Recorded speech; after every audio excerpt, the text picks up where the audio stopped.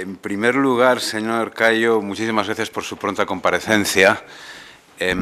A ver, me estoy debatiendo entre una duda que tengo, porque tengo una cita con usted el viernes, tengo la suerte de poder estar con persona y, por lo tanto, podré profundizar más en algunas de las cosas que le quería preguntar, pero escuchando a mis compañeros y viendo el panorama de hoy, y estoy debatiéndome en si debo o no decir algo, pero creo que sí, que me voy a lanzar, que debo decirlo.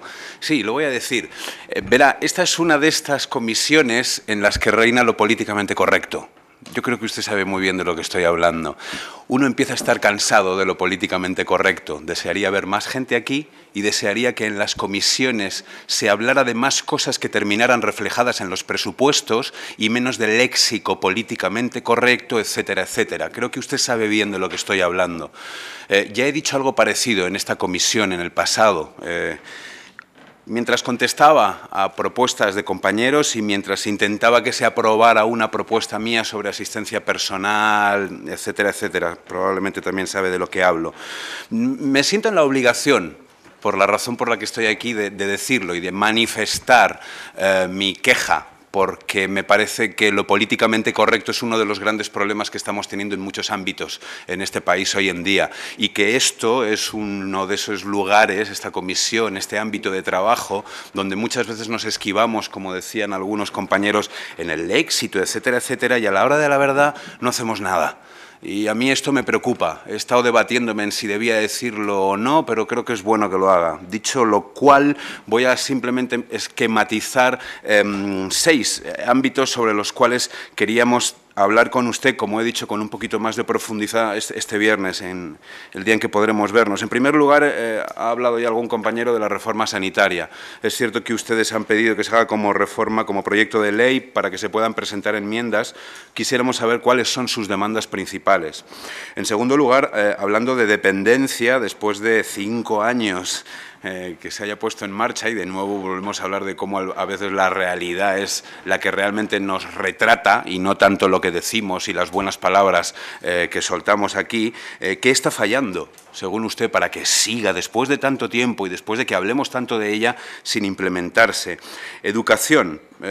Sobre el plan de inclusión del alumnado con necesidades educativas especiales. ¿Cómo se considera, según ustedes, que se está desarrollando el plan y si se ha avanzado o no? Tengo mis temores al respecto.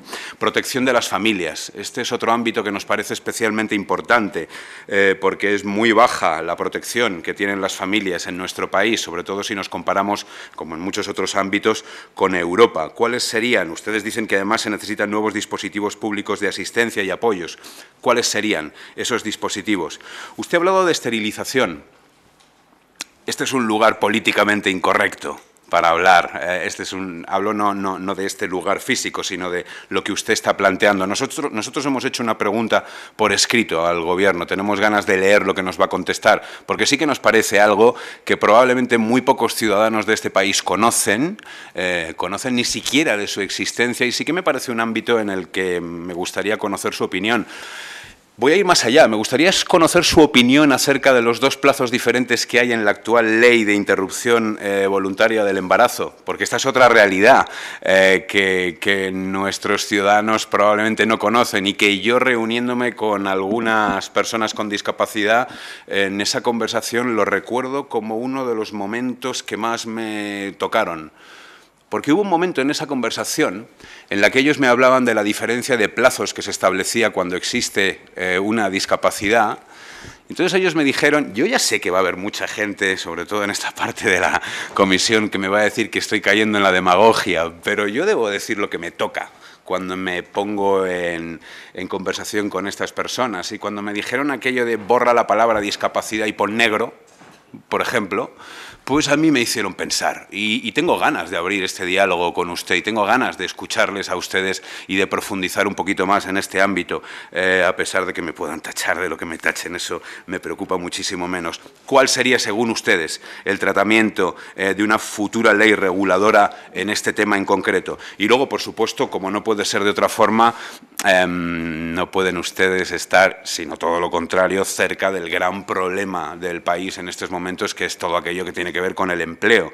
CERMI ha planteado la necesidad de aprobar un nuevo modelo legal de inclusión laboral para personas con discapacidad. ¿Cuáles deberían ser las bases de ese nuevo modelo y cómo ha afectado la reciente reforma laboral a los objetivos del sector de la discapacidad respecto al empleo? Eso en primer lugar, son tres cosas. Ustedes han reclamado un pacto por el empleo de las personas con discapacidad que permita elevar en 5 años la tasa de actividad de este grupo social en 10 puntos, pasando de un 45 desde el 35 actual. ¿Hay alguna negociación abierta con el Gobierno en este punto? Nos gustaría saber.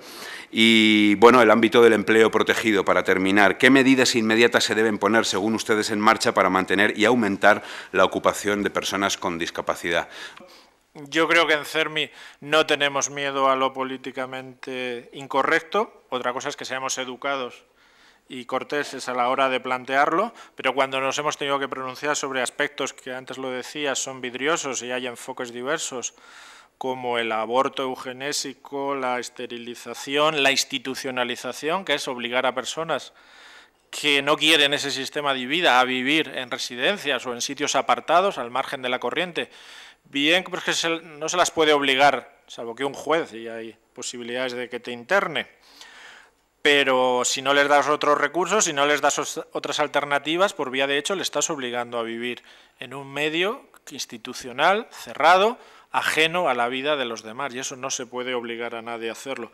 Nos hemos pronunciado y lo hemos dicho en todos los órganos y públicamente nos hemos expresado. O sea, que no tenemos miedo, porque creemos que nos asiste la razón y nuestra visión de cómo debe ser la inclusión de las personas con discapacidad, y que hay veces que la sociedad no está preparada para ciertos mensajes y lo entendemos, pero tenemos que decirlos y en ese caso pues ser pioneros.